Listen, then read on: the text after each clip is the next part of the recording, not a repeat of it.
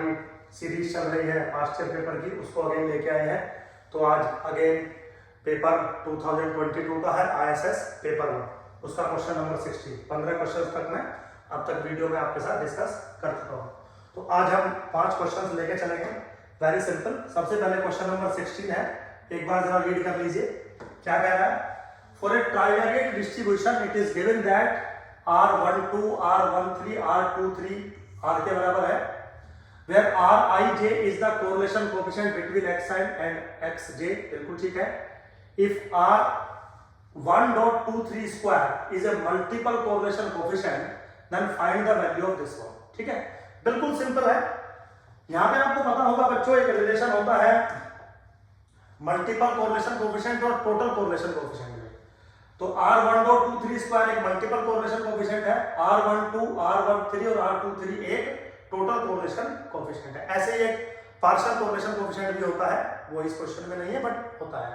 तो इन सब के बीच में कुछ रिलेशन होते हैं जो आपको पता होते हैं। क्या है रिलेशन? है R² 1.23 is equal to R12 square plus R13 square minus के 2 R12 square R13 square into R23 square divided by 1 minus R23 square. ये फॉर्मूला है, बिल्कुल सिंपल है। ऑब्वियसली है कि यहां पर मैं फॉर्मूला डायरेक्ट नहीं करूंगा, सिंपल फॉर्मूला है, सबको पता होता है। ठीक, अब अगर सारी वैल्यूज मैं कोरस्पॉन्डिंग इसमें पुट कर दूं तो किसके बराबर मिलेगा? ये भी R है, ये भी R है, तो यहीं पे मिलेगा 2R स्क्वायर माइनस ये भी R के बराबर है, ये भी R, ये भी R, तो बेसिकली स्क्वायर बन जाएगा R स्क्वायर ना। ठीक है, तो 2R स्क्वायर माइनस के 2R to the power cube divided by 1 minus R square. Simple. Now 2R square मैंने यहां से कॉमन ले लिया, क्या बना? 1 माइनस R डिवाइडेड बाय ये है 1 minus R which is what 1 plus R into 1 minus R। तो इससे ये कैंसिल आउट हो गया। R स्क्वायर 1.23 किसके बराबर मेरा बच्चों बना? 2R square divided by 1 plus R। ठीक है, इक्वेशन नंबर 1। अब पूछा क्या है? 1 माइनस R स्क्वायर बताइए। तो यहां पे अगर पुट करूं 1 माइनस R1.23 का square this is equal to 1 minus 2R square upon 1 plus R। Technically अगर देखें तो किसके बराबर बनेगा? 1 प्लस R माइनस के 2R square divided by 1 plus R। ठीक है, अब एक्सप्रेशन ऐसा नहीं है, कुछ थोड़ा डिफरेंट तरीके का है, तो इस डिफरेंट फॉर्मेट में हमें लेके आना पड़ेगा। चलिए न्यूमरेटर वाले के फैक्टर कर देते हैं। 1 प्लस R माइनस के या 1 माइनस के R प्लस के 2R माइनस के 2R square divided by 1 plus R। ठीक है, तो प्रोडक्ट में ब्रेक करने के लिए आपको ऐसे फैक्टर करने पड़ते हैं। Now this is what 1 minus R यहां पे है मेरे पास, प्लस यहां से मैंने 2R कॉमन ले लिया तो बचा 1 minus R divided by 1 plus R। ठीक है, अब मैंने इस पूरे फैक्टर में से 1 माइनस R कॉमन ले लिया, क्या बचा? 1 plus 2R divided by 1 plus R। मैं इसको कैसे लिख सकता हूं? 1 माइनस R 1 प्लस 2R और 1 प्लस R की पावर माइनस 1। ये सिंपली लिखने का तरीका है। ऑप्शन देखो कोई मैच कर रहा है? B option. B option is the correct option. तो मेरे बच्चों अगर आपको ये छोटी सी फॉर्मुलेशन पता है तो इजीली क्वेश्चन बन जाएगा, इसमें कोई ऐसा रॉकेट साइंस नहीं है। चलिए खैर टाइम ज्यादा वेस्ट नहीं करेंगे, अगले क्वेश्चन में चलते हैं। अगला क्वेश्चन क्या है? Very simple. क्या कह रहा है? X is normally distributed with mean mu and variance 1। ठीक है, Y square is independently distributed as chi square with f degree of freedom. तो जो y स्क्वायर है वो काई स्क्वायर को फॉलो कर रहा है with f degree of freedom.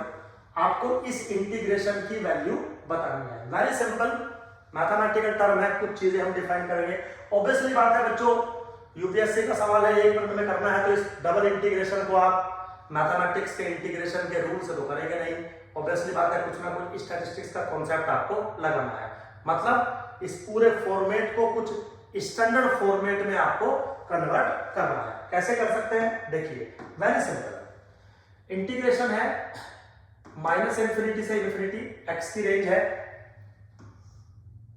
0 to infinity, y की रेंज है y to the power f minus 2 given है into e to the power minus x square by 2 minus y square by 2 y square by 2 और plus के mu x, ऐसे मैंने लिख लिया dy square into D x. Simply मैंने ऐसे break कर दिया। अब वैसे भी x और y स्क्वायर इंडिपेंडेंट है तो मैं इसको x और y की टर्म में सेपरेटली लिख सकता हूं। कैसे? x की रेंज है माइनस इंफिनिटी से इंफिनिटी, x वाली टर्म एक साथ ले लो, e to the power minus के 1/2 ब्रैकेट एक्स स्क्वायर माइनस के 2 mu X dx cross with y वाली टर्म एक साथ ले लो, y goes from 0 to infinity y square to the power f minus 2 divided by 2, ऐसे लिख लिया मैंने इसको simply e to the power minus y square by 2 into dy square। अब बच्चों ऑब्वियसली बात है, मैंने बोला कि इंटीग्रेशन सॉल्व नहीं करेंगे, स्टैंडर्ड फॉर्मेट में कन्वर्ट करने की कोशिश करेंगे। अगर आप गौर से देखें तो ये इंटीग्रल गामा का बन रहा है और ये इंटीग्रल नॉर्मल का बन रहा है, बस आपको थोड़ा सा मॉडिफाई करना पड़ेगा। कैसे? पहले वाले इंटीग्रेशन को आप कैसे लिख सकते हो, माइनस इंफिनिटी से infinity e to the power minus 1/2 x minus mu का whole square plus mu square by 2। ठीक है, बिल्कुल सिंपल है। मैंने म्यू स्क्वायर यहाँ पे प्लस माइनस किया होगा, प्लस वाला इसके साथ आ गया, माइनस माइनस प्लस, ऐसे मैं लिख सकता हूं। इतना मैथमेटिक्स आपको पता होना चाहिए। dx now cross with z is equal to 0 to infinity z to the power f minus 2/2 into e to the power minus z/2 into dz। देखिए बच्चों, जो y स्क्वायर है वो एक रिप्रेजेंटेशन है, वो एक इंडेक्स है। अब अगर यहां पे भी y स्क्वायर है, यहां पे भी y स्क्वायर है, यहां पे भी y स्क्वायर है, तो मैं फॉर सिंपलिसिटी किसी अनदर वेरिएबल z से मैंने उसको रिप्लेस कर दिया। ठीक, तो कुछ चेंज नहीं कर रहा। y स्क्वायर भी रखोगे तो भी कोई प्रॉब्लम नहीं है, बट ऐसे फॉर द सिंपलिसिटी कि आप y स्क्वायर ना लिख के एक सिंपल वेरिएबल लिख लीजिए बाय z।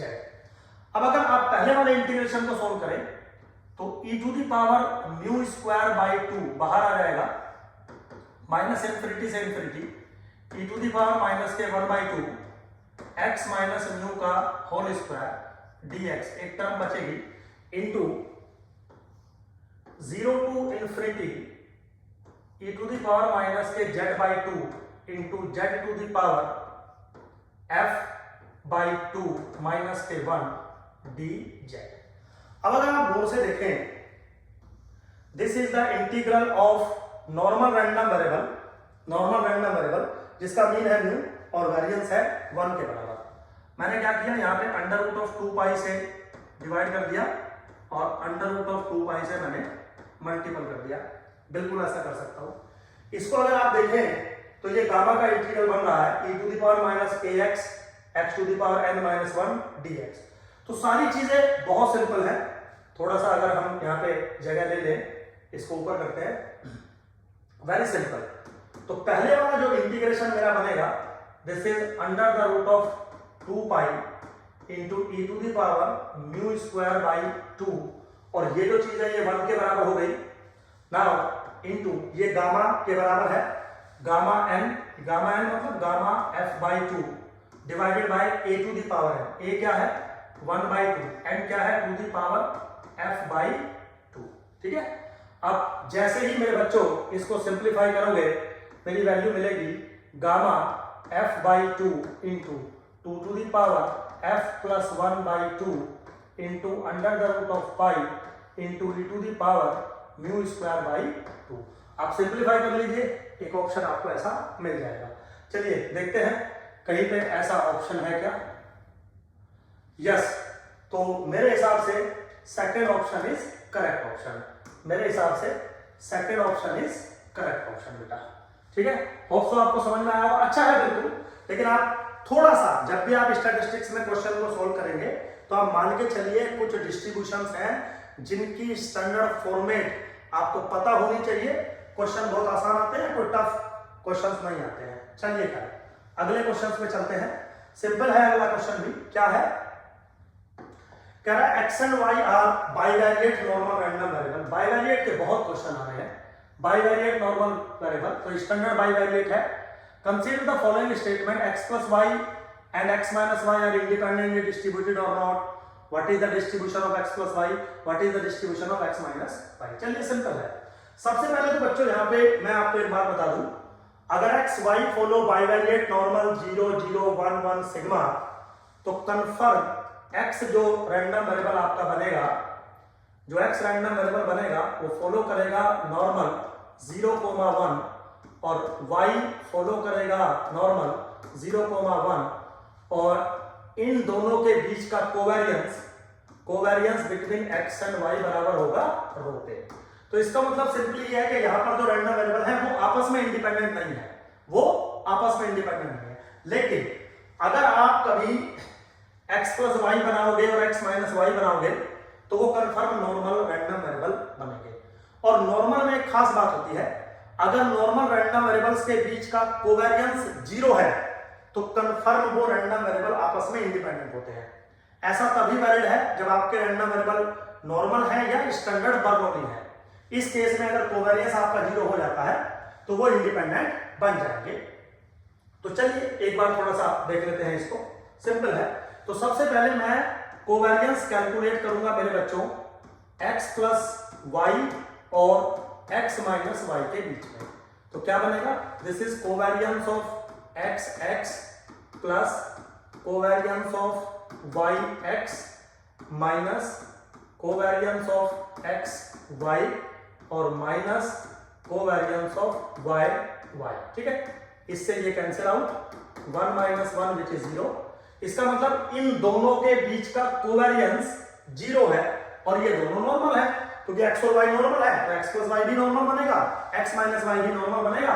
और नॉर्मल के केस में ये कंडीशन होती है कि अगर कोवेरियंस 0 होगा तो दे मस्ट बी इंडिपेंडेंट। इसका मतलब पहले वाला is A correct option, this is independent. ठीक, अब दूसरे वाले में चेक करते हैं। वो कह रहा है कि क्या x प्लस वाई फॉलो करेगा नॉर्मल डिस्ट्रीब्यूशन विद मीन 0 और वेरिएंस दिस वन। चेक करते हैं। देखिए x प्लस वाई नॉर्मल को तो फॉलो करेगा, अब बारी आती है इसका मीन क्या होगा और इसका वेरिएंस क्या होगा, वो कैलकुलेट कर लेते हैं। तो सेकंड पॉइंट को अगर मैं डिस्कस करूं आपके साथ बच्चों, तो सबसे पहले तो मुझे निकालना होगा expectation of x plus Y without loss of generality. This is expectation of x plus expectation of y which is 0 plus 0 is 0, पहला काम। Now variance of x plus y which is variance of x plus variance of y plus 2 times of covariance x, y। ठीक है, this is 1 plus 1 plus 2 rho, तो कितना आ गया 2 plus 2 rho, तो 2 times 1 plus रो। बिल्कुल ठीक है, तो मेरे हिसाब से सेकंड ऑप्शन भी करेक्ट है। अब यहीं पे वो कह रहा है कि x माइनस वाई क्या नॉर्मल डिस्ट्रीब्यूशन को फॉलो करेगा, यस, बस उसका मीन और वेरिएंस हमें चेक करना होगा। तो अब तीसरे को चेक कर लेते हैं। बहुत सिंपल है बच्चों। सबसे पहले तो expectation of x minus Y is expectation of x minus expectation of y, 0 minus 0 which is 0। अब variance of x minus y which is variance of x plus variance of y minus 2 covariance of x and y, right. So now this is what 2 minus 2 rho, तो 2 common आ गया, 1 minus rho मिल गया। बिल्कुल correct option है। इसका मतलब first second third तीनों option correct है, first second third, तो D option is the correct option. Simple है, बस आपको पता होना चाहिए कि नॉर्मल के केस में इंडिपेंडेंसी तब आ जाती है जब उनके बीच में कोवेरियंस 0 हो जाता है। बाकी कोई इसमें रॉकेट साइंस नहीं थी ऐसी। चलिए क्वेश्चन नंबर 19 लेके चलते हैं। Again easy.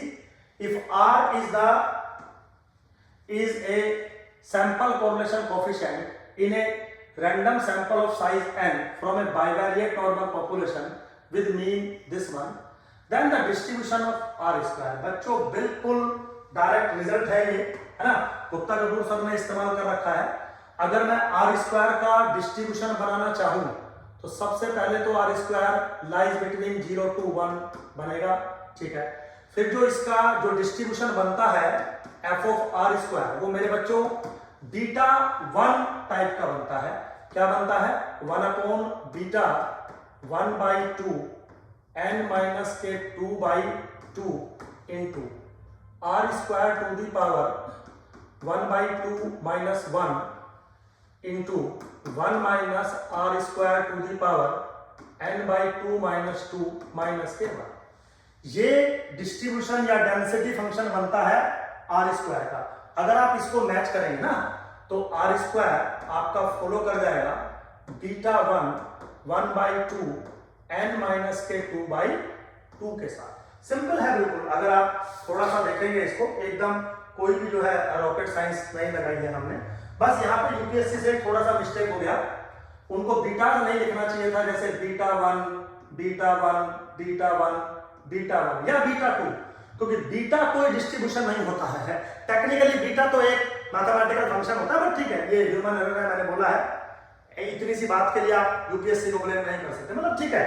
वैसे ये बहुत गलत बात है, क्योंकि then the distribution of R square पूछा हुआ है, बीटा कोई डिस्ट्रीब्यूशन नहीं होता है। या तो बीटा 1 होता है या तो बीटा 2 होता है। बीटा तो एक मैथमेटिकल टर्म होती है, बीटा mn तो एक मैथमेटिकल टर्म होती है which is gamma n upon gamma m plus n के बराबर होता है। खैर चलिए, खैर उतना कोई इशू नहीं है। तो B option is the correct option. ये डायरेक्ट रिजल्ट है, इसमें कोई हमें कुछ ज्यादा एफर्ट नहीं लगाना है। चलिए, खैर समय कम लेते हैं, क्योंकि समय कम लगना चाहिए वीडियो में, फालतू की बातें हमें नहीं करनी चाहिए।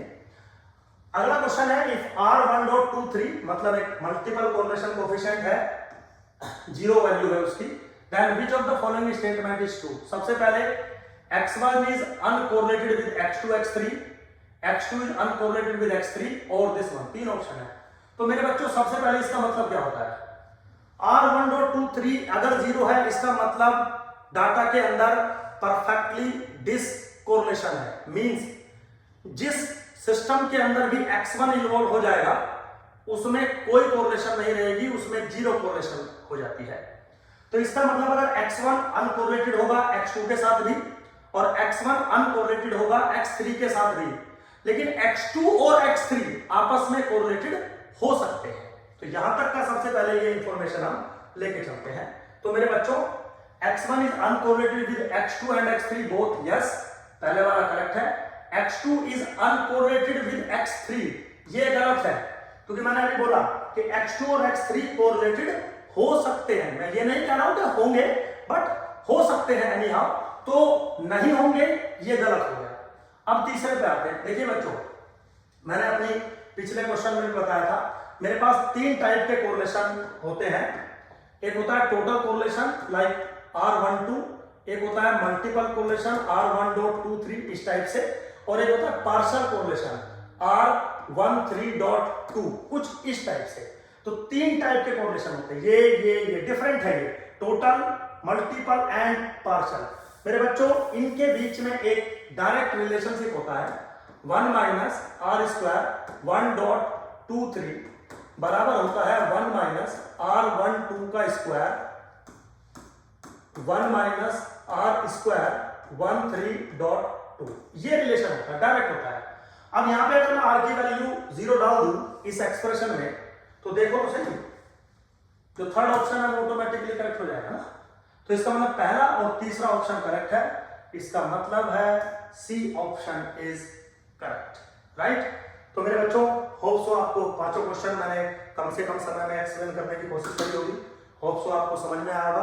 फिर भी अगर कोई डाउट है, कंफ्यूजन है, कोई बात है, तो आप मेरा YouTube चैनल है उस पर आप कमेंट में लिख भी सकते हो, कोई इशू नहीं है। चलिए खैर, थैंक यू वेरी मच, मिलते हैं नेक्स्ट वीडियो में।